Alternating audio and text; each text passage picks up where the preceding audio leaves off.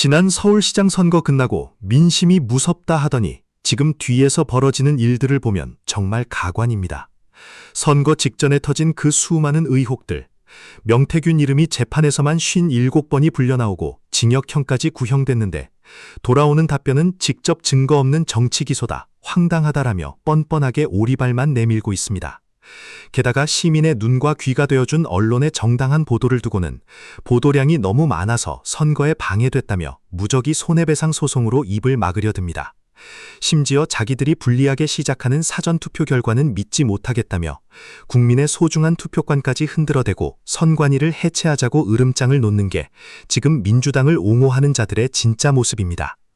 의혹 앞에서는 유체이탈 화법으로 빠져나가고 언론과 제도 탓마다며 유권자를 기만하는 이 오만하고 뻔뻔한 브레이크 없는 폭주. 오늘 그 두꺼운 철면피를 아주 시원하게 찢어 밝혀드리겠습니다. 채널 고정하십시오. 바로 시작합니다. 정치 기소가 맞죠. 명태균의 말 말고는 뭐가 아무것도 없는 겁니다. 실제 직접 증거 같은 건 아무것도 존재하지 않았다. 무죄가 나올 거라 생각하고 서울시의 모든 관심이 집중된 선거가 됐잖아요. 적어도 부동산 문제에 있어서만큼은 이재명 정부의 잘못되고 있는 방향을 바로잡아달라는 시민의 민의가 확인된 것이다. 김병민 서울시 전 네. 정무부시장님과 인터뷰 시간 갖도록 하겠습니다. 김병민 정무부시장님 어서 오십시오. 예, 반갑습니다. 네, 반갑습니다. 그리고 신혜영 기자도 함께하겠습니다. 안녕하십니까? 네, 경기 어떻게 보셨어요, 우리 신 기자님은? 보시다가? 못 봤습니다. 못 보셨어요? 네. 네, 우리 김병민 부시장님은 예, 조금 조금 보셨어요? 보다 왔습니다. 아. 마지막에 너무 아깝더라고요. 네, 저 들어오기 전에 딱 한 10분 정도만 네. 봤습니다. 굉장히 잘했어요, 경기를. 맞습니다. 경기 잘했어요? 네. 내용이 좋았어요? 내용이 좋았습니다. 그럼 뭐 다음 경기 이기면 되겠네, 그럼요. 그죠? 남아공 정도야 뭐. 네. 알겠습니다. 자, 우리 김병민 전 정무부시장님 5선 네. 서울시장 일단 축하부터 드리고 예. 시작해야죠. 고맙습니다. 예, 네. 아이고 진짜 고생 많이 하셨는데. 네. 근데 네. 내부 네네. 캠프에서 사실, 그러니까 저희도 계속 이제 깜깜이 직전까지 여론조사 결과를 네. 전했지만 그때까지도 한 번도 오차범위 내였어도 역선이 된 적은 없었잖아요. 있었죠. 한 번 있었나요? 아마 한 2번 정도 있었을걸요. 두 번 있으니까 굉장히 쏟아진 수백 개의 여론조사 중에 예. 딱 2번만 역전을 했었는데 어떻게 음. 캠프 내부에서는 이미 대세가 뒤집어졌다 이렇게 좀 판단을 하셨었어요? 저는 시종일관 여론조사가 좀 좋지 않게 나와도 된다고 확신을 했고 제 역할 중에 하나가 이제 차 안에 같이 있으면서 네. 안 좋은 여론조사 지표가 나와도 네. 이거는 가짜 여론조사다. 이래서 될 거다라는 확신을 심어주는 역할이 후보한테, 제 당선인에게. 역할이었고 아. 근데 그마다에 다 근거들이 있었어요. 네. 네. 그래서 정말 열심히 기자분들이고 사람들한테 벤다. 네. 그리고 마지막 날도 그날 본투표율이 높았거든요. 맞습니다. 사전투표율이 생각보다 높지가 않았습니다. 그래서 여러 가지를 종합해 보건데 될 것 같다고 얘기를 하는데 믿고 있던 사람조차도 갑자기 오후 3시, 4시쯤에 연락이 오는 거예요. 네. 방송국에서 뭐가 조사를 드렸다는데 좀 안 좋게 나온 것 같다고 흔들리기 시작해서 다 믿지 마라 그런 거. 네. 네. 라고 얘기를 했는데 결과적으로. 뭐 때문에 예. 그 확신하신 거예요? 예. 여론조사가요. 기본적으로 전화면접 여론조사에는 이재명 정부가 집권한 지 얼마 안 됐잖아요. 예. 그 대통령께서 좀 무섭잖아요. 대통령이 무서워요? 이재명 대통령과 정부가 약간 뭐라 그러지? 정권 초창기에 여기에 대해서 전화를 받고 응답하기가 선뜻 꺼려지는 이른바 샤이 보수들이 굉장히 많다고 판단을 했습니다. 정권 초고 예. 또 대통령 지지율이 워낙 또 높게 나온 높게 상황이니까. 나오는 상황에서 예. 굳이 비판적인 기조가 있더라도 거기서 선뜻 전화를 받아서 내 의사를 직접적으로 전달하기 부담을 느끼는 사람들이 많았고요. 샤이 보수가 있었다. 샤이 보수 플러스 나중에 나온 분석이긴 합니다만은 2030 같은 경우는 제가 대학에서 학생들 강의할 때도 전화하면 정말 싫어해요. 그건 다 그렇죠. 카카오톡으로 예, 하거나 예, 예. 이메일 보내거나 하는데 네. 심지어 나의 의사를 전화를 걸어서 물어본다. 전화 면접원이. 그러니까 이런 조사에 잘 응답하지 않는 거죠. 그래서 ARS 조사 기반으로 보고 이게 여론조사를 하게 되면 네. 4개 권역으로 조사 결과가 나옵니다. 동남권, 동북권, 서부권, 서남권. 그럼 최소한 동남권은 강남, 서초, 송파 지역인데 여기는 아무리 못 나와도 오세훈 후보가 한 10% 정도는 높게 나와줘야 정상이거든요. 예. 근데 거의 모든 경향의 전화면접 여론조사에서는 동남권조차도 정원호 후보가 이기거나 아니면 정원호 후보에게 오차 범위 내에 있는 쪽으로 여론조사가 나오더라고요. 그래서 그런 것들을 종합해 보면 응답하지 않는 보수층들이 한 10% 가까이 존재한다. 라고 생각을 하셨다는 예, 거죠. 계속 분석을 했고 결과론적으로 그 내용이 맞았던 것 같아요. 그 내용적으로는 뭐였어요? 부동산이었어요? 아니면 세대였어요? 아니면 뭐 민주당 승리의 내 결과? 예, 갈등, 내부 갈등이었어요? 오세훈 서울시장이 잘해서 이긴 거죠. 역량이 있었고 후보가 뛰어났고. 아, 그래요? 아하. 네. 일단 제 첫 번째는 네. 그 시민 여러분들이 판단하기에 네. 교차 투표를 많이 했어요. 맞아요. 아, 그러니까- 구청장과 뭐 시의원 뭐 이게 다 시장 다르게. 다 다르게 뽑습니다. 네. 서울시장은 오세훈 시장을 뽑았지만 서울시의회 의원은 네. 3분의 1이 안 됩니다. 그렇죠. 아, 시장 국민의힘 입장에선 여소야대가 된 거죠. 완전히 네. 여소야대가 된 네. 거죠. 그러니까 시민들이 이렇게 판단해서 뽑은 거지 않습니까? 그럼 특정 정당을 갖고 정권을 심판했다라고 보기에는 이 국민의힘이 갖고 있는 시의회 의석수나 이런 걸 봤을 때 딱 떨어지게 해석이 안 되죠. 네. 그러니까 후보 개인에 대한 역량 평가가 정원호 후보와 오세훈 후보의 비교 속에서 네. 상당한 비교율을 가졌다라는 게 가장 우선적인 분석이 돼야 되고요. 네, 인물 네. 경쟁력. 인물 경쟁력, 네. 그 인물 경쟁력에 대한 판단을 가져가는 정책적 요소가 있을 건데 그 1번의 정책 요소가 부동산이었죠. 사실 부동산이 부동산 컸구나. 정책은 비슷했잖아요. 뭐 어쨌든 또 캠프 입장에서 볼 때는 아. 전혀 다르다고 보시네요. 공급에 이 대해서 핵심이라고 굉장히 생각하셨고 적극적이셨고. 그런 뭐 게 재건축도 있었죠. 그렇고 예. 그러니까 50년 전통의 이 전통 국밥집 있는데 예. 옆에다 신장기업 차려놓고 내가 더 원조 이런 식으로 아. 캠페인을 펼쳤다라고 저희가 선거 때 얘기한 적이 있거든요. 네, 네. 그러니까 정원호 후보는 민주당의 후보잖아요. 그리고 선거 내내 했던 캠페인은 이재명 정부의 서울시장을 표방합니다. 네. 네. 그러면 여기의 정책은 이재명 정부의 부동산 규제 네. 그리고 그 재건축 재개발에 대한 압도적 공급이랑은 결이 다르지 않습니까? 그런데 선거 때 캠페인할 때는 오세훈 시장이 그동안 해왔던 5년의 부동산 정책을 거의 컨트롤 C, 컨트롤 V 하듯이 정책을 낸 거예요. 내가 하면 더 잘할 수 있다. 나도 할 거야. 그러니까 받아들이는 시민들 입장에서는 저 내용이 진정성이 있는 것인가에 예. 대한 판단을 막판에 하게 됐다라고 됐다. 생각합니다. 네. 그 민주당이 그동안 이야기했던 것과는 조금 다른 방향의 정책 혹은 뭐 공약들이 나오면서 그거에 대한 신뢰를 시민들이 하지 않으셨다. 이렇게 이제 판단하시는 거죠. 경험치가 있는 거잖아요. 그러니까 네. 이재명 대통령이 후보 시절에 그런 얘기를 해요. 국민 여러분, 세금으로 집값 잡는 일 없도록 하겠다. 굉장히 자신감 있게 얘기했거든요. 네. 근데 입에 침이 마르기도 전에 세금으로 집값 잡는 정책들을 쏟아냈고 이거 개국 정비보다 쉽다. 그러면서 그 드라이브를 계속 걸어요.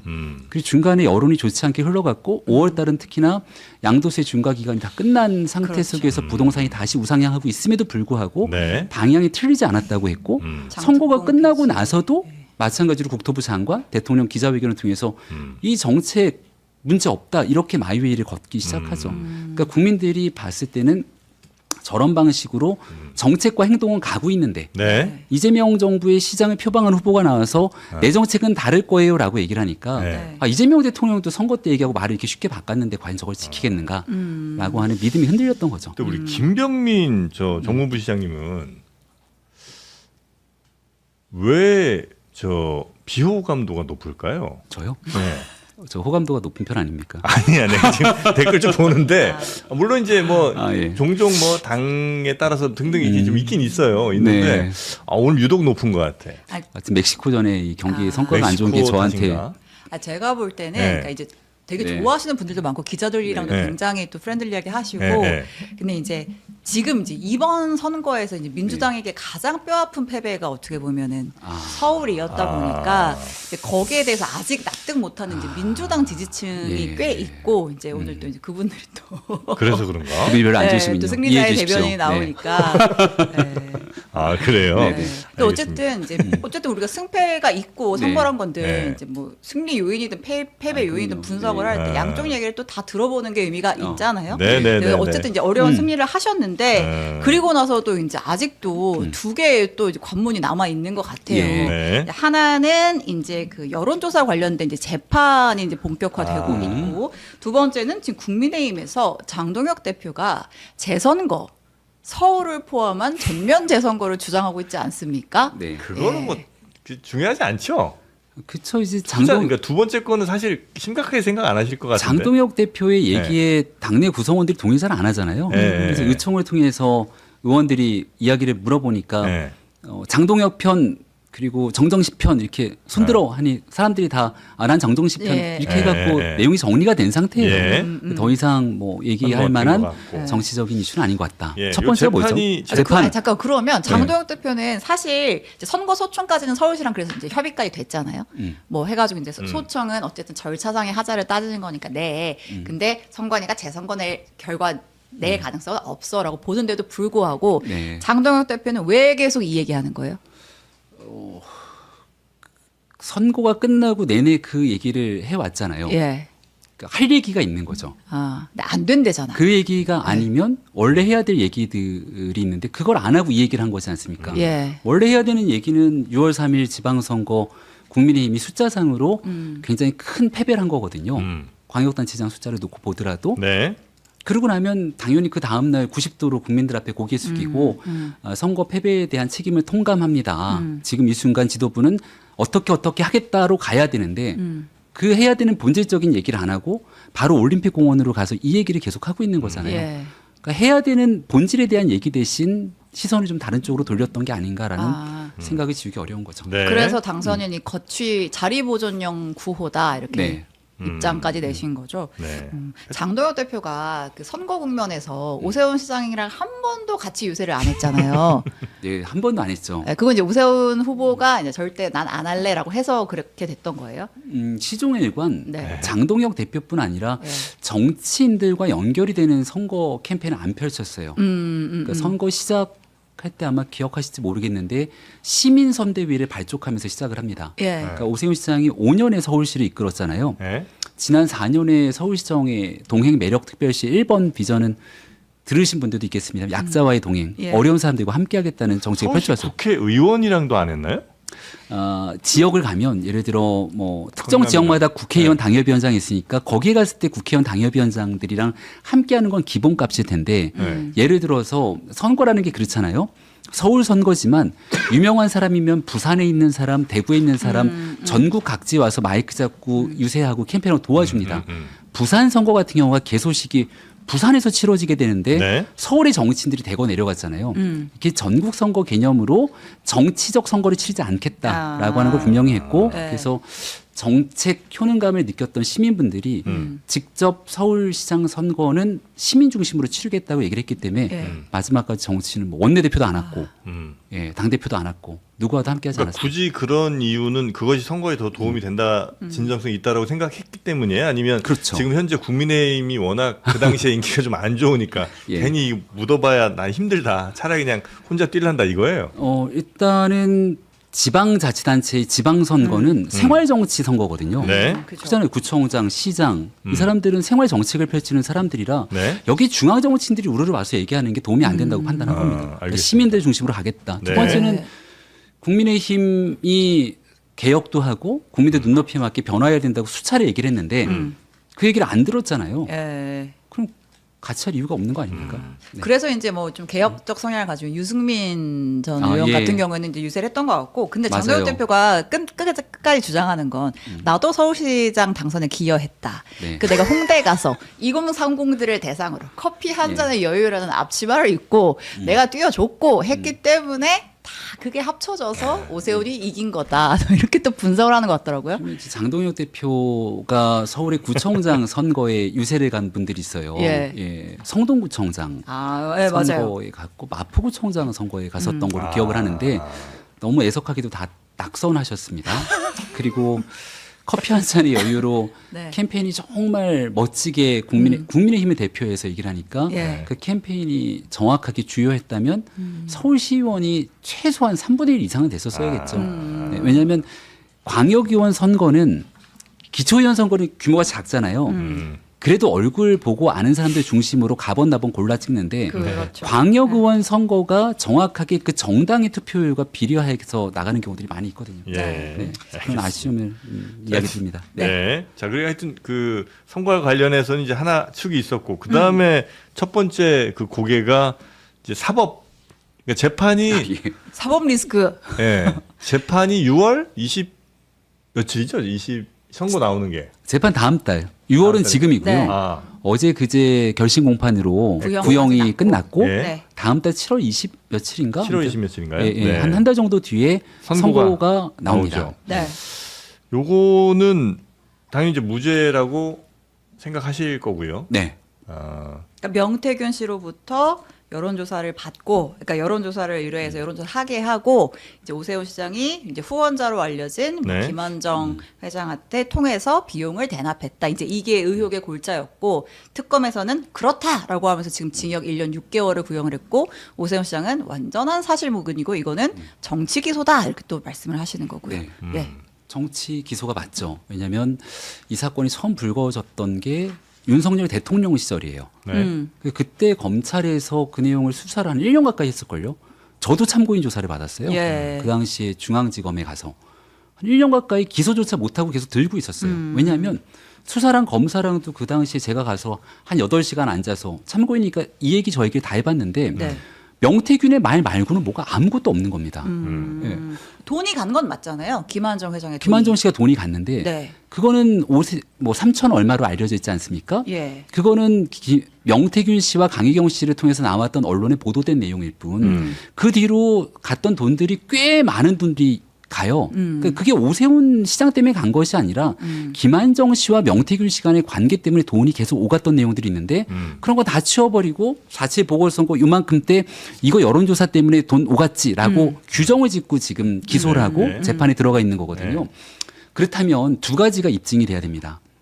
오세훈 당시 후보가 도와달라고 요청을 하거나 네. 아니면 오세훈 후보와 가까운 강철원 전 부시장이 네. 여론조사를 의뢰해야 되잖아요. 예. 그리고 의뢰한 다음 여론조사 물건을 납품을 받아야 될 거 아닙니까? 그래야 거기에 대한 납품 가액의 대가로서 돈이 와야 되는 것이고 네.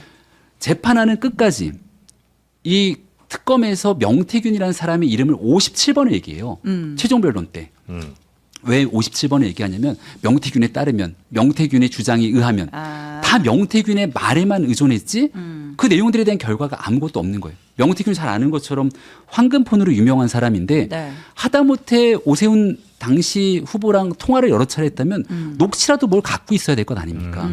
그런 것들에 대한 실제 직접 증거 같은 건 아무것도 존재하지 않았다. 네. 그리고 더 중요한 건 명태균의 증언과 핵심 관계자인 강혜경 씨 또 거기 이 관계자들이 있는데 공판을 하면서 명태균의 말과 관계자들의 진술들이 전혀 맞지 않는 내용들이 적나라하게 드러나요. 아. 그리고 여론조사를 여기서 의뢰한 게 아니라 다른 쪽에서 의뢰했다라는 얘기를 명태균 그 주변에 있는 사람들을 통해 강혜경 씨를 통해서 공판 과정에 다 드러납니다. 그러니까 명태균하고 강혜경 씨 이제 완전히 서로 적이 이제 된 그런 상황인 네. 것 같기는 해요. 근데 다른 건들과 달리 오세훈 시장 여론조사 관련 건에 대해서는 명태균, 강혜경, 그다음에 김영선 전 의원까지도 거의 일치하지 않나요? 지금 진술이나 이런 것들이? 공판 과정의 내용들을 다 이렇게 안 쫓아가서 네. 이렇게 우리가 알고 있는 정보가 거의 대다수가 네. 과거 특검이 막 시작했을 때 정보로 사람들이 인식을 하고 있고 네. 공판 내용들에 대한 이 추가 취재라든지 정보가 거의 없었을 수 없었던 있겠죠. 예. 거잖아요.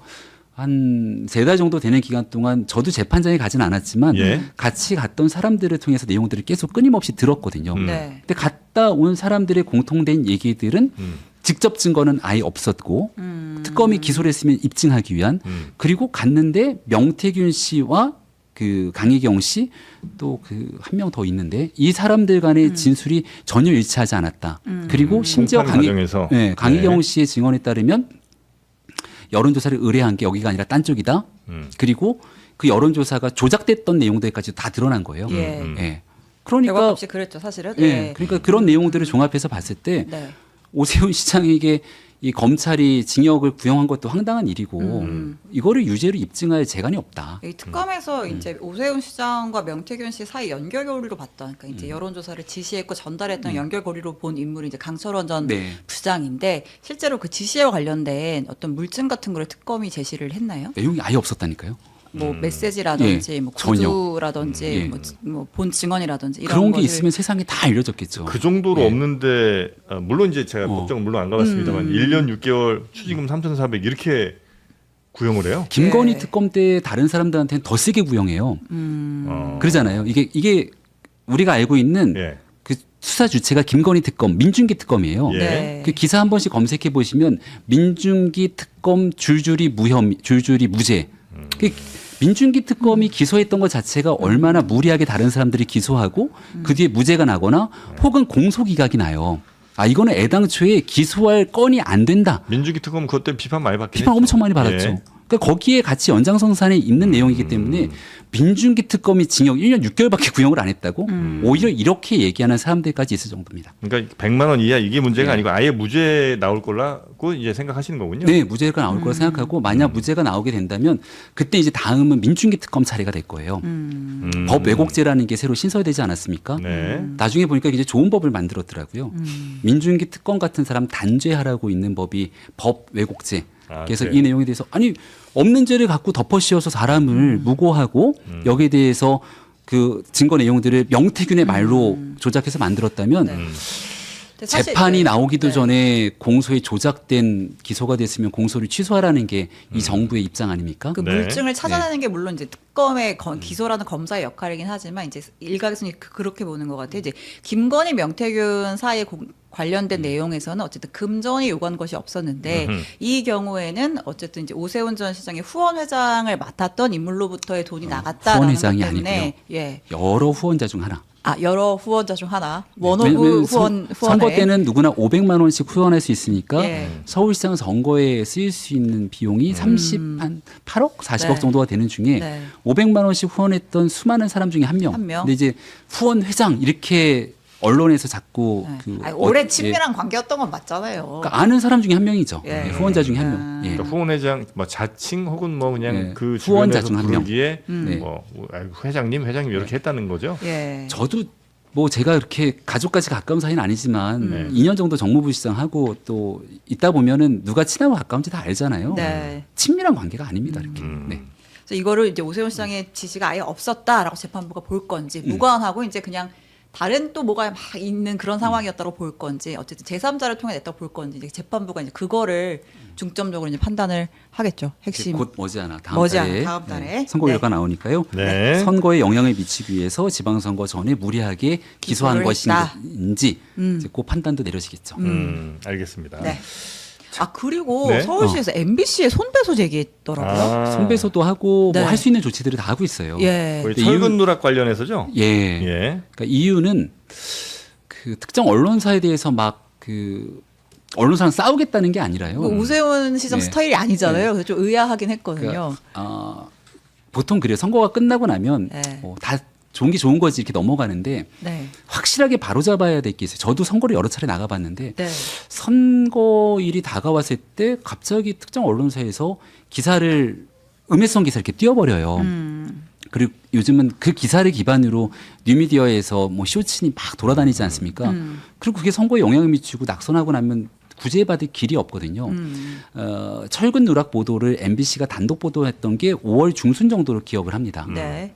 선거가 6월 3일이잖아요. 네. 불과 20일이 채 안 되는 그 기간 동안에 이 철근 누락 관련된 보도가 76번이 나와요. MBC에서. 예, 그러니까 선거는 우리 JTBC도 잘 알고 있는 것처럼 음. 선거 방송 심의 등이 있기 때문에 네. 특정 후보에게 요만큼 분량을 할애했으면 균형을 맞추기 위해서 요만큼의 분량을 또 할애하지 않습니까? 기계적인 균형을 맞추거든요. 근데 그렇게 일방적으로 76번의 기사를 쏟아낼 정도로 심각한 상황이었다면 지금 전 언론이 삼성역에 가서 철근 누락 이후로 이 심각한 안전 문제를 보도해야 되는데 6월 3일 지방선거 끝나고 그 얘기를 본 적이 있습니까? 라고 좀 여쭤보면 야. 기억 하나도 안 나실 거예요. 그러면 MBC가 70번이 넘는 철근 누락 관련된 보도를 쏟아낸 건 누가 뭐래도 현직 서울시장인 오세훈 후보의 부정적인 영향이 될 것이고 그러니까 선거에 영향을 미치기 위한 행동으로 보신다는 거죠. 네, 저희는 그렇게 생각을 하고요. 네. MBC가 그런 의도가 있었는지 아닌지는 관시법 선에서 알 길이 없습니다. 예. 하지만 결과적으로 균형을 맞춰야 되는 방송사에서 그렇게 하면 안 되는 거죠. 근데 이건 이제 균형을 떠나서 철근 누락된 것 자체는 굉장히 이제 사람들이 그러니까 시민들이 생각할 때 굉장히 위험한 일일 수는 있잖아요. 예. 중요한 일일 수도 있고 그리고 이제 그게 만약에 오세훈 시장이 전혀 잘못이 없고 무관한 일이라면 사실 그건 어떤 특정 후보에게 안 좋은 영향을 줄 거라고도 그렇게 강력하게 추정할 수도 없잖아요. 두 가지인데 예. 하나는 그 정도로 중요한 일이었다면 MBC의 76번뿐 아니라 예. 나머지 거의 모든 언론사들도 비슷한 톤으로 보도를 했었어야겠죠. 네. 예, 근데 그러지 않았다는 점 하나. 그 두 번째, 이게 왜 오세훈 시장에게 불리한 이슈야? 당연히 불리한 이슈죠. 왜냐하면 MBC가 보도하고 그 다음에 민주당에서 시종일관 이 문제를 가지고 오세훈 시정은 안전하지 못한 서울시장, 나는 안전한 서울시를 끌고 가겠다. 선거 캠페인에 활용을 했으니까. 세 번째, 이 문제를 민주당이 국회로 끌고 들어갑니다. 예. 선거 기간 동안 행안위를 한번 열고요. 네. 행안위로도 부족하니까 국토위를 2번인가 열었을 거예요. 음. 선거 중에 그 정도로 심각한 상황이어서 국회를 활용해서 이 문제를 갖고 달달 볶을 정도였다면 네. 선거가 끝나고 나서 끝을 봐야죠. 국회는 말이 없습니다. 네. 선거에 영향을 미치기 위함이 네. 99.9%였다고 의심할 수밖에 없는 고가 거니까. 붕괴에 대해서는 어떻게 생각하세요? 매우 안타까운 일이고요. 예. 정말 선거 기간 동안 있었던 가장 힘들었던 순간이기도 합니다. 네.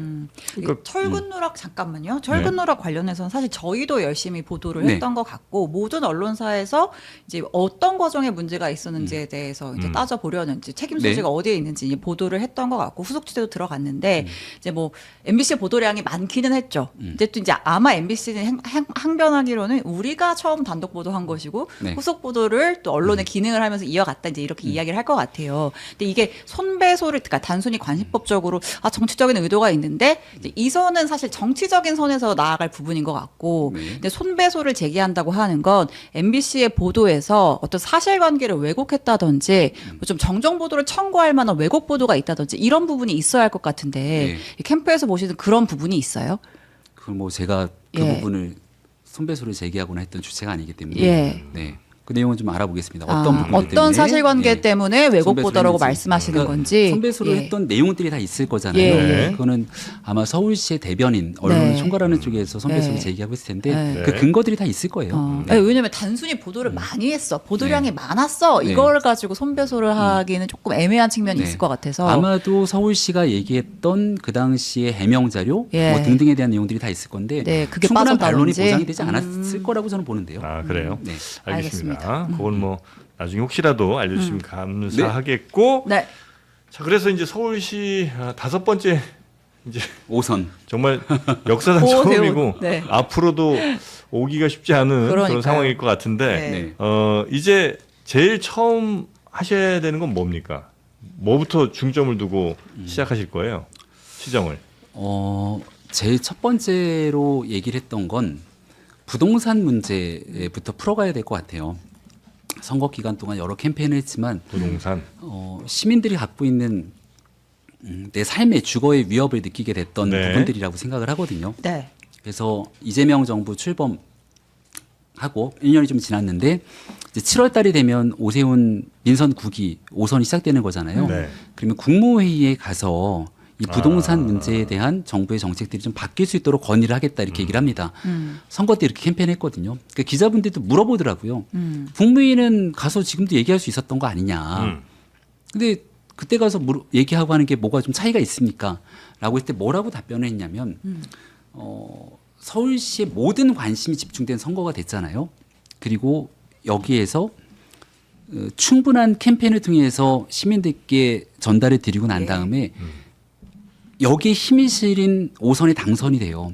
그러면 적어도 부동산 문제에 있어서만큼은 이재명 정부의 잘못되고 있는 방향을 바로잡아달라는 시민의 민의가 확인된 것이다. 그 민의를 바탕으로 선거를 통해 확인된 민의를 대통령한테 전달하는 거는 또 다른 의미가 있을 거라는 거거든요. 그래서 그렇게 약속을 했고 부동산 문제를 풀어내기 위해서 노력하는 게 제일 1번 과제가 돼야 될 것 같습니다. 네, 부동산이라고 하면 공급을 획기적으로 늘리기 위한 거죠? 31년까지 31만 호를 착공하겠다고 약속했거든요. 예. 네. 예, 그래서 그 부분을 차질 없이 착공해 나갈 수 있도록 정비구역 지정했던 물량들을 꾸준하게 뽑아낼 수 있도록 절차를 네. 다져나가는 것. 근데 그 중간중간에 보면 지난 11호 대책 이후로 이주에 관한 문제에서 브레이크가 걸리기도 하고 또 조합원 지위양도 제한이라든지 이런 부분들이 걸려 있긴 해요. 네. 그래서 그런 정부의 규제 정책들을 또 풀어낼 이유들도 있기 때문에 네. 정부랑 협의할 수 있는 부분들 잘 협의해 나가면서 네. 주거 안정을 끌어나가겠다. 네. 네. 네. 방향에 대해서는 아마 정원 후보 측에서도 공급을 굉장히 빠르게 늘린다는 게 같은 네. 방향이셨기 때문에 맞아요. 아마 거기에 대해서는 정부 좀 뭐 선거 끝났다고 또 민주당에서 반대하고 그러면 이제 또 말이 나오겠죠. 뭐 그러진 않을 것 같긴 그러진 않을 한데. 것 같다고 네. 저도 생각을 네, 하는 네, 게 다만 이제 어느 지역에 너무 특혜처럼 보이게 되는 건 안 되겠죠. 특혜가 있을 겁니다.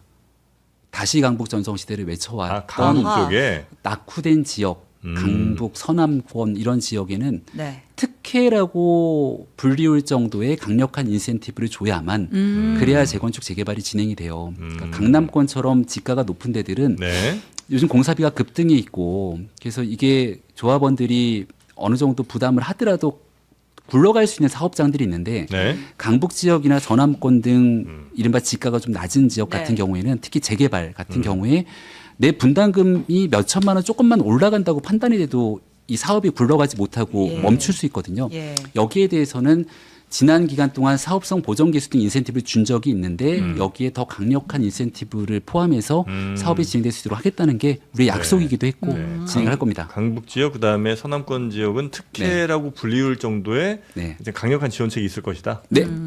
서울 내에서의 균형을 또 맞추는 게 중요하니까. 그럼요. 네. 그 또 하나 질문. 네. 그 사전 투표 폐지 국민의힘에서 법안 법안. 발의했잖아요. 본투표 이틀 하고. 예. 예, 그 한동훈 전 대표도 뭐 어쨌든 나도 동의한다라는 입장이었고 어떻게 보세요? 네, 저는 지금이 그 선관위 제도 개혁, 예. 조직 개혁과 제도 개혁의 골든 타임이라고 보거든요. 네. 지난 수년 동안 아주 지난한 우리 사회의 가장 큰 갈등 문제였지 않습니까? 네. 부정선거라고 하는 이슈. 예. 그 부정선거의 근간은 신뢰를 잃어버렸다는 거잖아요. 선관위 조직의 신뢰도 잃어버렸는데 특히 사전투표를 열고 나면 개표 과정에 들어가 있으면 그냥 가슴이 답답해요. 특히 관외 사전투표. 예. 그 보수정당 입장에선 관외 사전투표함을 열면 마이너스 1000표씩 다 깔고 시작을 합니다. 그러니까 여기에 대한 의혹 제기를 하는데 선관위 부실 문제가 나오니까 불씨는 깊어져만 가잖아요. 네. 심지어 그렇습니다. 지방선거 투표에서는 재외국민한테 투표권을 부여하지 않잖아요.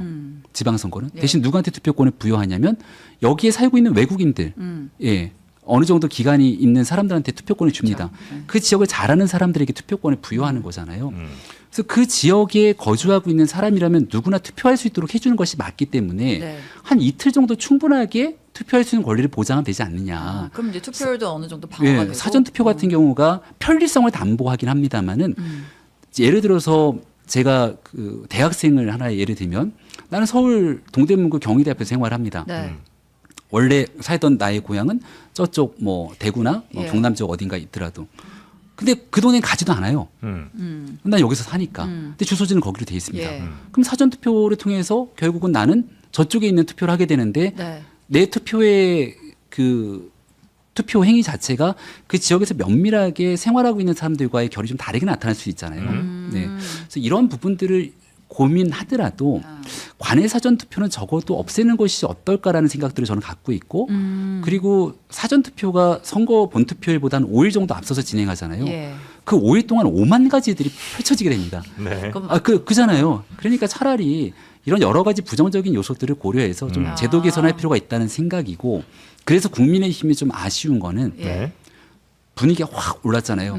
제가 만약 당대표였으면 올림픽 공원에 갈 게 아니라 그 즉시 특검을 어떻게든 받아내고 네. 민주당이 안 받을 재간이 없었을 거예요. 1번 특검을 받아내고 2번 국민투표를 제안하지 않았을까. 아. 선관위 해체 네. 그리고 사전투표 폐지. 아. 예. 국민들한테 물어봐서 본투표 이틀 하고 네. 선관위 해체하자. 완벽한 구조개혁을 할 수 있는 상황을 물어보자 그러면 국민들이 막 딸려올 수밖에 없는 분위기까지 찾거든요. 예, 그래서 좀 늦긴 했습니다만 네. 지금 좀 이제 시위현장도 약간 변질되고 해가지고 이게 그 골든 타임이 있는데 네. 놓쳤다. 예, 좀 늦었다고 생각할 때가 또 제일 빠를 수도 있는 거니 특검 문제 빨리 관철하고 네. 제도적 개혁 그다음에 선관위에 대한 구조적 문제 해결 두 가지는 꼭 해나가야 될 거라는 생각입니다. 네. 알겠습니다. 이제 뭐 하세요? 저요? 네. 이제 뭐 뭐 할까요? 하세요? 아니 이제 전 정도 왜냐하면 이제 선거 네. 시작하면서 이제 맞아요. 정무부시장직을 내려놓으셨잖아요. 네. 분명히 뭔가 하실 텐데 아 저요. 어디 네. 가시나요? 이 장르만 인터뷰도 나오고. 네. 네네. 나오실 거예요 계속? 아, 이거 서울시에서 뭐 예. 하실 거죠? 서울시를 나왔죠. 지금은 백수. 아니, 그러니까 저- 계속해서 예, 예, 서울시에서 우보수 뭐 하실 거 자원봉사자입니다. 아니에요? 무무수 자원봉사자. 오세훈 민선 국기가 잘 갈 수 있도록 네. 사실 저도 나름의 지분이 있다고 생각을 합니다. 왜냐하면 같이 노력하면서 짜왔던 정책들이 있고 지난 선거 기간 동안 약속했던 일들이 있기 때문에 예. 민선 국기가 잘 갈 수 있도록 어딘가에서 역할을 하긴 할 겁니다. 네. 서울시 안에 근데 뭐 공무원으로 들어가서 하기는 조금 그럴 것 같고요. 네. 하여튼 네. 어느 자리에 있더라도 네. 그 민선 국기 오세훈 시정은 저는 제가 온 마음을 다해서 같이 만든 서울시라고 생각하거든요. 네. 그게 잘 될 수 있도록 역할을 해야겠죠. 총선 준비?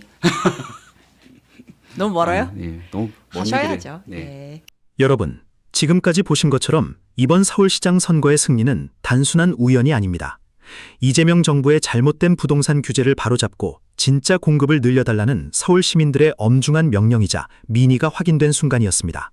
의혹만 무성하고 정작 물증 하나 없는 특검의 무리한 기소나 선거 직전 특정 언론의 편파적인 폭탄 보도 공세도 결국 시민들의 현명한 판단을 가로막지 못했습니다. 이제는 부실 논란과 불신으로 가득 찬 사전투표제를 개혁하고 선관위의 구조적인 문제를 과감하게 뜯어 고쳐야 할 골든타임입니다. 당당하게 일로서 평가받고 오직 시민만 바라보며 나아가는 오세훈 민선 국기의 발걸음에 여러분은 어떻게 생각하십니까? 여러분의 소중한 의견을 아래 댓글로 자유롭게 남겨주시기 바랍니다. 오늘 영상이 유익하셨다면 구독과 좋아요 그리고 주변의 공유까지 꼭 부탁드립니다. 감사합니다.